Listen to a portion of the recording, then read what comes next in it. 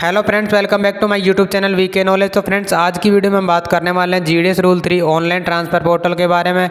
हम इस वीडियो में GDS rule 3 online transfer portal से रिलेटेड सारी अपडेट के बारे में बात करेंगे, तो वीडियो में लास्ट तक बने रहिए। जैसा कि आप सभी को पता है कि डिपार्टमेंट ऑफ पोस्ट के द्वारा जो वैकेंसी अपडेशन का टाइम दिया गया था 25 से 30 नवंबर, तो वैकेंसी अपडेशन का कार्य पूरा हो चुका है। तो ट्रांसफ़र पोर्टल से रिलेटेड क्या क्या बातें हैं, किस प्रकार से आपको फॉर्म भरना है और कितनी इसके इस बार सीटें हैं, और दिसंबर में आपका जो ट्रांसफ़र पोर्टल आया उसके क्या क्या फ़ायदे हैं और क्या क्या नुकसान है, तो उन सभी टॉपिक्स के बारे में हम इस वीडियो में बात करेंगे। तो वीडियो में लास्ट तक बने रहिए। और अभी तक हमारे चैनल को आपने सब्सक्राइब नहीं किया तो प्लीज़ चैनल को सब्सक्राइब कीजिए।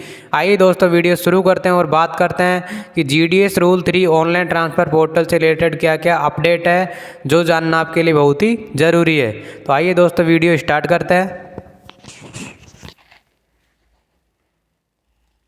तो देखिए दोस्तों, हम बात करते हैं GDS rule 3 online transfer portal के बारे में। तो रूल 3 ऑनलाइन ट्रांसफ़र पोर्टल के बारे में हम इस वीडियो में बात करेंगे। जैसा कि आप सभी को पता है कि डिपार्टमेंट ऑफ पोस्ट के द्वारा वैकेंसी अपडेशन का कार्य पूरा हो चुका है। 30 नवंबर 2024 को डिपार्टमेंट ऑफ पोस्ट के द्वारा वैकेंसी अपडेशन का कार्य पूरा किया जा चुका है। आप सभी को पता होगा कि 22 नवंबर को एक नोटिफिकेशन आया था डिपार्टमेंट ऑफ पोस्ट की तरफ से। वो नोटिफिकेशन क्या था कि सभी सीपीएमजी को और सभी हेड, जो भी डिवीजन के हेड है, सभी सर्किल के सभी हेड को आदेश दिया गया था कि 25 से 30 नवंबर तक वैकेंसी अपडेशन का उनको काम दिया गया था। और डिवीजन यूनिट से डाटा मांगा गया था कितनी सीटें कितनी डिवीजन में ट्रांसफ़र के लिए खाली है। तो 22 नवंबर को जो नोटिफिकेशन आया था उससे रिलेटेड वीडियो भी आपको मेरे यूट्यूब चैनल पर मिल जाएगी, तो मेरे चैनल पर जाकर आप देख सकते हो। उसके बाद में देखिए दोस्तों, जो नोटिफिकेशन आया था उसमें एक नोटिस और आया था डिपार्टमेंट ऑफ पोस्ट की तरफ से कि 1 से 7 दिसंबर तक आपका ट्रांसफ़र का पोर्टल ओपन होगा। मतलब आप 1 से 7 दिसंबर के बीच में आप ट्रांसफ़र अप्लाई कर सकते हो, ट्रांसफ़र के लिए फॉर्म भर सकते हो, एप्लीकेशन फिल कर सकते हो। तो देखिए, जो नोटिस जारी हुआ था उसमें कोई भी टाइमलाइन जारी नहीं हुई थी, उसमें खाली ये लिखा था कि 1 से 7 दिसंबर तक आप ट्रांसफ़र फिलअप कर सकते हो, ट्रांसफ़र के लिए फॉर्म भर सकते हो। लेकिन उसमें फर्स्ट लिस्ट कब आएगी, फर्स्ट लिस्ट का डीवी कब है, फर्स्ट लिस्ट वालों को कब तक रिलीव करना है, और सेकेंड लिस्ट कब आएगी और सेकेंड लिस्ट वालों को कब तक रिलीव करना है, उसकी कोई भी टाइमलाइन जारी नहीं की गई थी। तो देखिए दोस्तों, जिस प्रकार से जो मई में जो आपका ट्रांसफ़र पोर्टल आया था, मई वाला शेड्यूल आप अगर जाकर देखोगे इंडिया पोस्ट की साइट पे, तो आपको रियल वाला टाइमलाइन वहाँ पे देखने को मिलेगा। तो इसी प्रकार का टाइमलाइन, इस प्रकार ये जो दिसंबर में ट्रांसफ़र पोर्टल आया है उसका भी अभी आने वाला है। तो देखिए, 30 नवंबर तक वैकेंसी अपडेशन का कार्य डिपार्टमेंट ऑफ पोस्ट के द्वारा पूरा किया जा चुका है।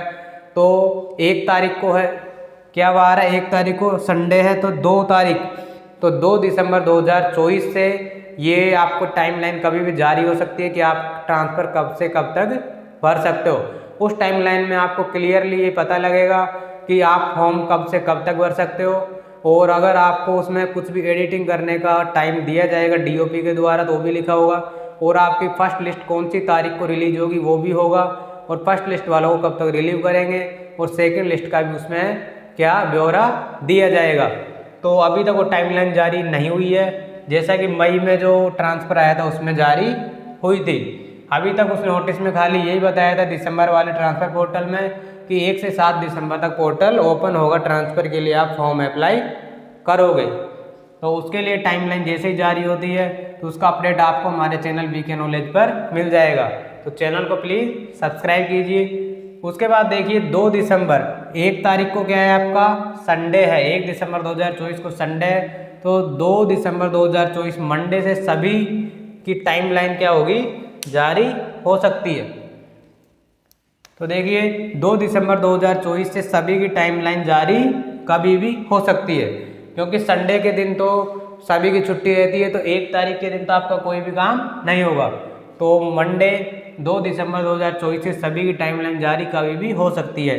जैसा मेरा मानना है कि 5 से 10 दिसंबर तक आपका ट्रांसफ़र पोर्टल ओपन होगा। अभी तक टाइमलाइन नहीं आई है, लेकिन जो भी आंकड़े बता रहे हैं उसके अनुसार 5 से 10 दिसंबर के बीच में आपका पोर्टल ओपन होगा, ट्रांसफ़र के लिए आप फॉर्म भर सकते हो। देखिए दोस्तों, अब बात करते हैं कि इस बार जो सीट है कितनी है ट्रांसफ़र के लिए। तो इस बार कितनी सीट है यह डाटा केवल डिपार्टमेंट ऑफ पोस्ट के पास ही है।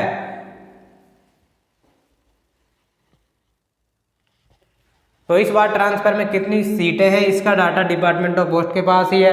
आपको ये डाटा कब पता पड़ेगा, जब आपकी ये टाइमलाइन जारी होगी तब आप ट्रांसफर भरोगे। तो अपनी एम्प्लॉय आईडी डाल के जैसे ही रूल 3 ये ऑनलाइन ट्रांसफर को लॉगिन करोगे तो उसमें आपकी एम्प्लॉय आईडी डालते ही डिवीजन वाइज आप सीट चेक कर सकते हो। तो जब भी टाइमलाइन जारी होगी, जब भी आपका ट्रांसफर पोर्टल के लिए आप एलिजिबल या फॉर्म अप्लाई करना शुरू करोगे, तब आपको डिवीजन में किसी भी डिवीजन में आप सीट पता कर सकते हो कि कितनी सीटें इस बार खाली है। तो वो आंकड़ा आपको तभी मिलेगा। देखिए उसके बाद बात करते हैं कि जो दिसंबर में आपका ट्रांसफर पोर्टल ओपन हुआ है उसके नुकसान हैं। कैसे नुकसान है, क्योंकि इस बार जो सीटें हैं वो बहुत ही कम रहने वाली है और कम लोगों का ही या कम कैंडिडेट का ही सिलेक्शन होगा। तो देखिए उसका कारण क्या है, उसके कारण के बारे में अगर हम बात करें तो देखिए अगर उसके कारण के बारे में हम बात करें तो रीजन क्या है उसका, कि आपकी जो वैकेंसी आई थी शेड्यूल जुलाई 2024 44,228 पदों पर जो जीडीएस ग्रामीण डाक सेवक की भर्ती आई थी उसका प्रोसेस अभी तक जारी है। तो उसका जो प्रोसेस है कब तक कंप्लीट होगा, डीओपी के द्वारा 31 दिसंबर 2024 तक। तो 31 दिसंबर 2024 तक इसका प्रोसेस कंप्लीट होगा। उसके बाद देखिए ये प्रोसेस आपका कंप्लीट होगा 31 दिसंबर 2024 तक। तो उससे पहले ही आपका ट्रांसफ़र आ चुका है दिसंबर में, अभी बहुत ही लिस्ट आपकी पेंडिंग है। तो जो ये वैकेंसी है 44,228 पदों पर, इसकी अभी बहुत सारी लिस्टें पेंडिंग है। 5वीं और 6ठी लिस्ट भी आपकी अभी इसमें आएगी।